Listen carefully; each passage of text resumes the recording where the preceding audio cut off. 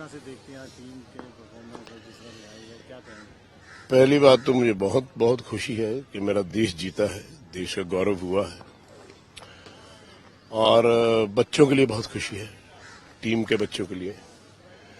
रोहित के लिए बहुत बहुत खुशी है, विराट कोहली के लिए बहुत खुशी है, गौतम गंभीर के लिए बहुत खुशी है, सारी मैनेजमेंट के लिए बहुत खुशी है। वो इसलिए है कि तुम जीते हैं, दूसरा बहुत सारे आलोचक, तमाम मीडिया से लेके तमाम हिंदुस्तान की आवाम जब श्रीलंका में सीरीज हारे, यहां सीरीज हारे न्यूजीलैंड से, फिर ऑस्ट्रेलिया में हारे, तो कसर किसी ने छोड़ी नहीं।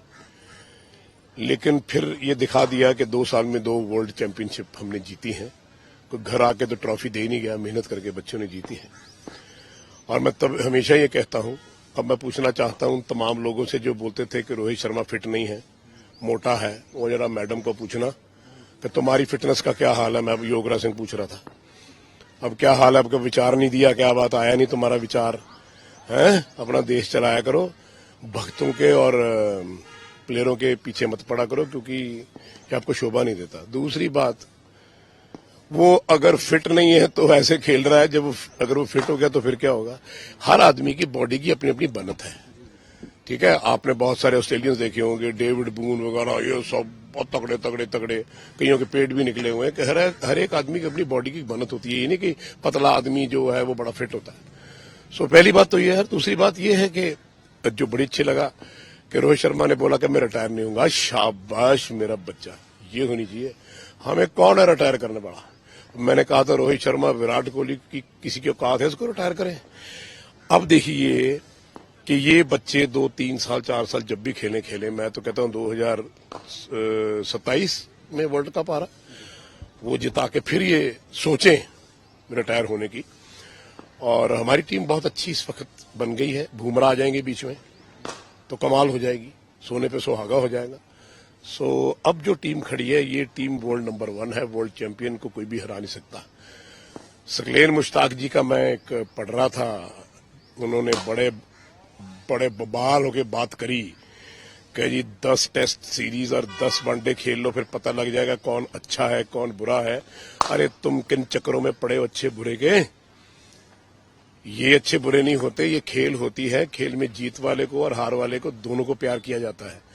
बाकी मैं गुजारिश करता हूं कि जी सकलेन मुश्ताक जी चैलेंज कर रहे हैं तो 10 सीरीज टेस्ट मैच की और 10 वनडे 50-50 के कहीं और देश में रख लो, दुबई में खेल लेते हैं, वहीं आ जाओ हैं। तो मैं तो सरकार से कहूंगा थोड़ा सा इनका भी जितना तवा गर्म है थोड़ा ठंडा कर दो, इनको भी पता लगे हाँ पाकिस्तान का। क्योंकि ये बात बात पे नुक्ताचीनी करते हैं, बात बात पे बोलते हैं, एप्रिसिएशन तो करना आता नहीं इनको तो बस बोलना आता है। सो बहुत सारे मुंह बंद कर दिए। मैं कहता हूं ना कि बोलने से कुछ नहीं होता। हाथ में बल्ला है, खेलने वाला चाहिए, बॉल है, फेंकने वाला चाहिए, और अगर ग्राउंड में फील्डिंग कर रहे हो तो फिर सुपरमैन चाहिए। सो आई थिंक वो इंडियन टीम ने कर दिखाया है। और मैंने पहले ही कहा था कि इंडिया सेमीफाइनल का फाइनल होगा और इंडिया जीतेगी। कल जब 6 आउट हो गए तो हम शूटिंग कर रहे थे बॉम्बे में, मैंने कहा क्या हो गया, 48th और 49th ओवर के बीच में हम जीत जाएंगे। तो 48.4 ओवर्स में हम जीत गए। सो आई थिंक एक कॉन्फिडेंस होना चाहिए। जब आप पॉजिटिव सोचते हो ना, और बहुत पॉजिटिव सोचते हो, तो फिर सारा यूनिवर्स भी आपके पीछे लग जाता है कि नहीं यार ये आदमी तो गलत सोचता ही नहीं। सो जितना पॉजिटिव सोचोगे, हार के अगर कतार पे भी खड़े हो तो पर नहीं हम जीतेंगे, तो आप जीतोगे। निश्चय कर अपनी जीत करो। तो बहुत बहुत बधाई सारे देश को, सारे खिलाड़ियों को, और आप सब आवाम के लोगों को, और आप सब प्रेस वालों को, क्योंकि आप सब लोगों ने हौसला अफजाई की, आप सब इकट्ठे चले और किसी को चेंज नहीं किया गया, किसी को ड्रॉप नहीं किया गया, और टीम हमारी जीत के आ गई। पाकिस्तान को क्या नसीहत देंगे, सिखाना चाहेंगे? और मैं कहता हूं जी 78 साल में नहीं सीखे। कितने साल हो गए आजादी को? 78 साल। 78 सालों में नहीं सीखे तो मैं इनको क्या सिखाऊंगा?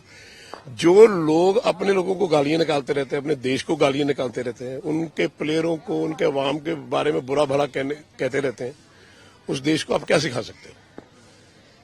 जिन्होंने जेलसी करनी है आपसे, आप जीतो या हारो, नुक्ताचीनी करनी है, वो आदमी कभी तरक्की कर सकते हैं। हिंदुस्तान कहां से कहां चला गया पार्टीशन के बाद। पाकिस्तान का क्या हाल है जरा मिला के तो देखो, कहीं है, कहीं खड़े हैं। तो फिर मैं तो ये कहूंगा कि देखो, अगर किसी की रीस नहीं कर सकते ना तो उसके पीछे लग जाओ। If you can't beat them you join them.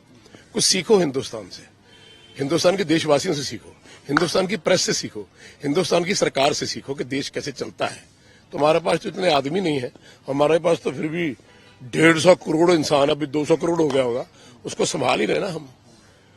और हम तो ऐसे नहीं करते, 2 वक्त की रोटी भी खाते तभी अपने देश का भला मांगते हैं। सो आई थिंक काफी कुछ उनको सिखाने वाला है। जो उनको सिखाने वाला था, अकल देने वाला था, खिलाने वाला था, देश कुछ चला सकता था, वो इमरान खान था, उनको आपने जेल में डाल रखा है। तो उनका तो यही हाल है।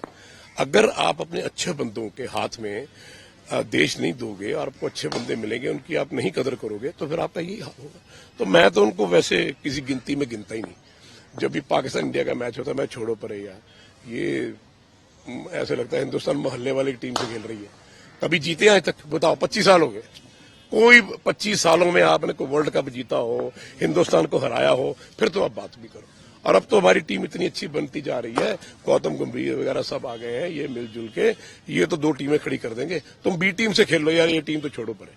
बी टीम हमारे पास है, उससे ही खेल लो सीरीज, कहां खेलनी है बोलो। सो अकल उसको दी जाती है जो अकल ले।